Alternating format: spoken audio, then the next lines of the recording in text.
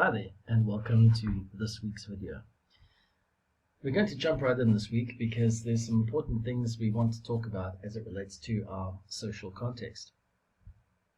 Now, if you consider where we left off last week, we spoke about structure-based cultural characteristics in the form of stereotypes and the way in which we see other people. We discussed ethnocentrism and patriotism as being part of those characteristics. But you see, since we're all members of a nation, you're affected by its customs, beliefs, and communication styles. And during the period of our lives where we are forming our opinions and identities as individuals, we learn how to behave, interact, and live with people, just as we learn to communicate.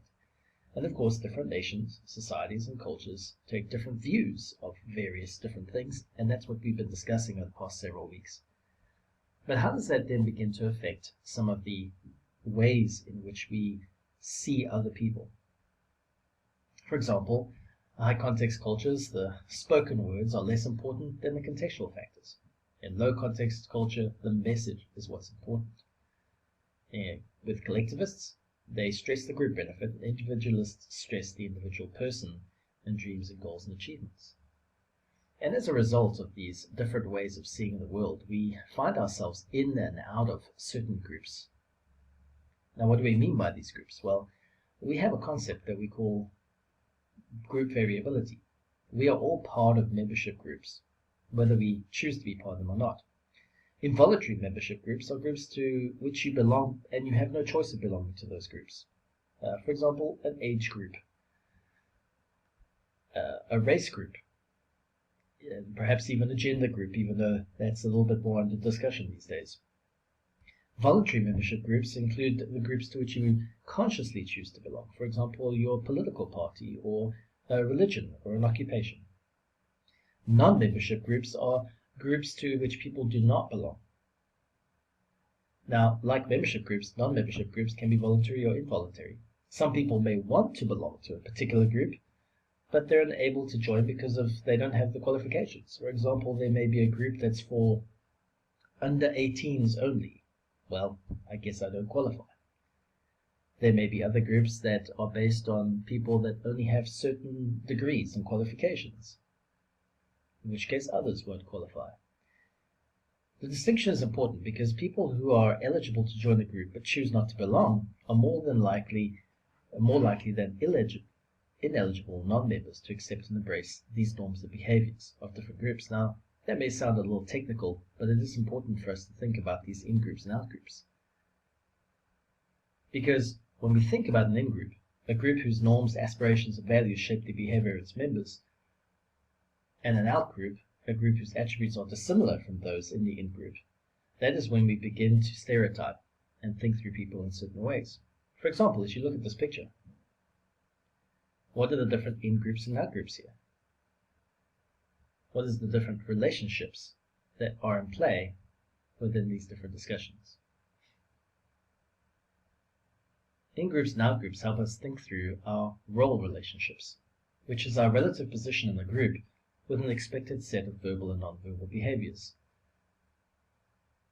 We have well-defined behavioral expectations in our cultures, and many times we know what those are, even without being able to articulate them fully.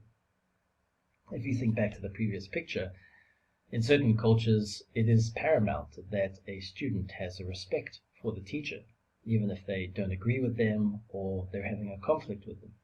They will not raise their voice, they will behave in a very submissive manner. In other cultures that may not be the case, but we somehow know what the expectations are, even without being explicitly taught them. For example, think about your own house and the background that you have in your home. You might say, for example, in my house, Dad's duties include, what are some of the things that is the expectation of male members in your household? For some it might be, Dad always takes out the trash. Mom always does the cooking. My job is always to clean my room. Those are just some examples.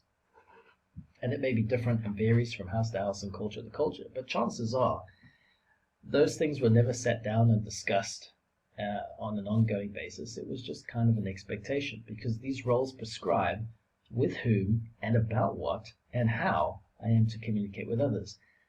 In essence, it speaks about our social identity, which, again, depends on your formality, your hierarchy, and deviation from your own roles. And that leads us to an understanding about how we transact within our cultures. For example, let's think for a moment about sex and gender.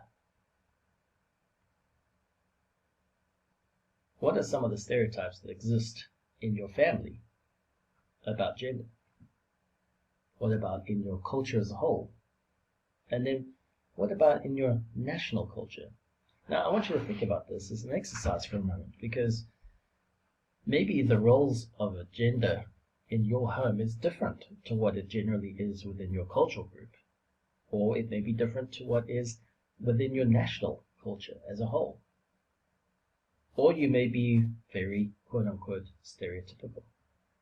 Now, how does that compare with gender roles that might be expected of people in different cultures and in different countries?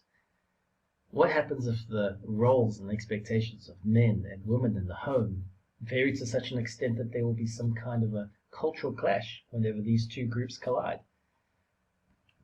We see humorous examples of that all the time, and very often they're shown up in media and movies and other places, but they can also have quite disastrous consequences as well. Now, without wanting to get into an intense debate about the subject, sex, as we define it here, is a biological facet. Gender is more socialized and constructed. And what we mean by that is that what the expectation of men and women might be within a particular culture is part of the socialization process. For example, studies have shown that more masculine cultures include places like Japan, Ireland, and the USA, but more feminine cultures are places like South Korea, Finland, and Sweden. These are cultures that are generally defined more by feminine characteristics than male characteristics. Even though in Japan, for example, the constitution stipulates that all people are equal, older Japanese have more traditional attitudes towards the roles, and Japanese women continue to sacrifice personal goals in accordance with the principle of collectivism. The same is true in a place like India, where the preamble of the Indian constitution guarantees equality, and yet male children are often seen as more of a blessing, because partly they're able to continue the family name and they become an economic asset, whereas female children are seen as a burden. That is a distinctly different gender role than biology would dictate. In China, for example, there is a more patriarchal role for men and women in China. Women continue to have little freedom and few rights, and often discouraged from living alone. They're considered more vulnerable and less capable of dealing with the outside world. And so the culture around them is created in such a way that they would reinforce those expectations. Mexico, more Mexican women than men are divorced, possibly because Mexican men tend to immigrate once they divorce. Mexican women are more educated today than ever before. And lastly, in Israel, women have been guaranteed equal rights since Israel's establishment, and yet there are certain religious groups within the nation of Israel that continue to reject such rights. So ultimately, as you think about it, reflecting upon your own situation, what are some of the groups to which you belong? Involuntarily and voluntarily. As we said, there are some groups to which you belong whether you want to or not. Male, female, age, race. How do you think that these groups affect the way in which you think, feel, and act in your society? How are you treated by others by just the very fact that you are part of these membership groups?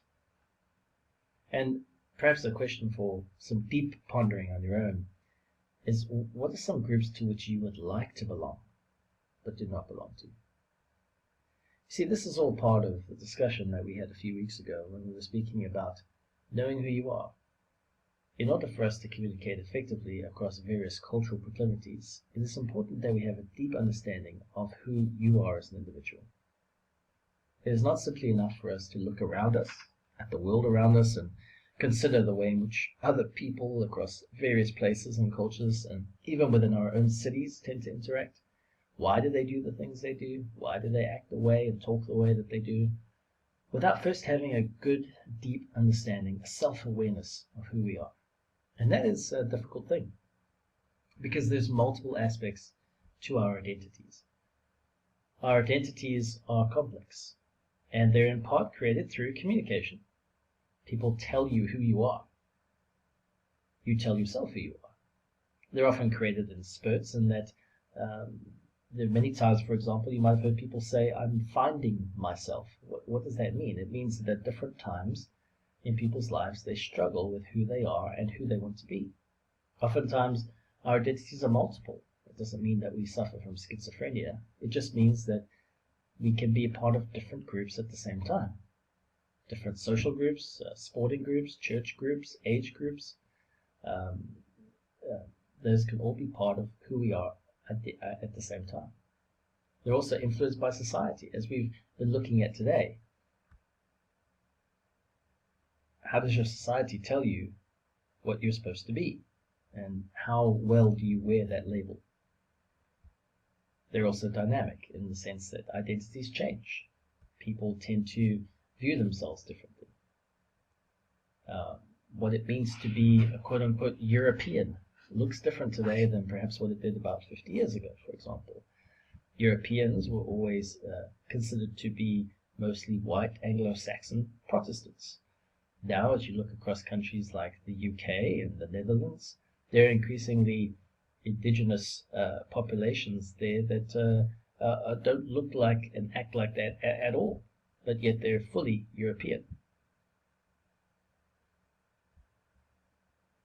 And of course, they're developed differently across different cultures. So when we think about all of those things, it's important for us to also think about our social and cultural identity, which is always, of course, affected by all the things that we've spoken about here. How does society shape our view of gender?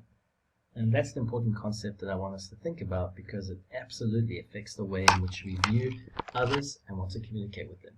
So I trust that you'll take some time to reflect deeply upon who you are as a person and how that comes to bear in the way in which you interact with others this week.